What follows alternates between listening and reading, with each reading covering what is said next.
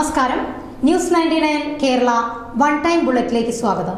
ഓരോ മുഹൂർത്തങ്ങൾക്കും അതിൻ്റെതായ സന്തോഷങ്ങളുണ്ട്.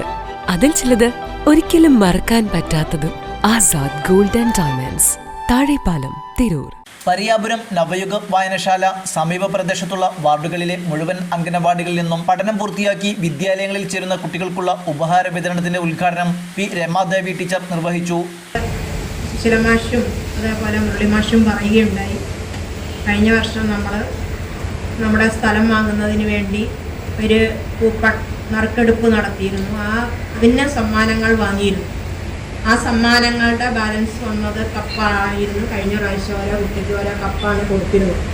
അത് പൊട്ടുന്ന ടൈപ്പായിരുന്നു. അത് ചില കുട്ടികളപ്പം തന്നെ ചിലപ്പോൾ കൈ കിട്ടുന്നത് തന്നെ കൊടുത്തിട്ടുണ്ടാവും. അതുകൊണ്ടാണ് ചില അംഗനവാടികളിൽ ഇങ്ങനെ വിളിച്ചപ്പോൾ പറഞ്ഞത് പൊട്ടുന്നതൊന്നും വേണ്ടാവുന്നു.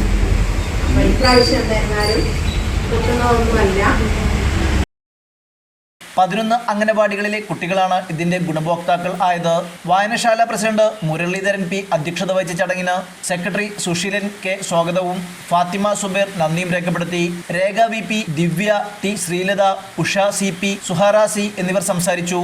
Harikumar K, Saritha V T, Padmaja T, Jamsheeda P എന്നിവർ നേതൃത്വം നൽകി. അംഗനവാടികളിലെ അധ്യാപകർ, രക്ഷിതാക്കൾ എന്നിവർ പങ്കെടുത്തു. ന്യൂസ് 99 തിരൂർ. 35 വർഷത്തെ വിശ്വസ്ത പാരമ്പര്യവുമായി എന്നും എപ്പോഴും കൂടെയുണ്ടെന്ന വിശ്വാസം. Basith wedding mall, Basith arcade, Poongottukulam, Tirur.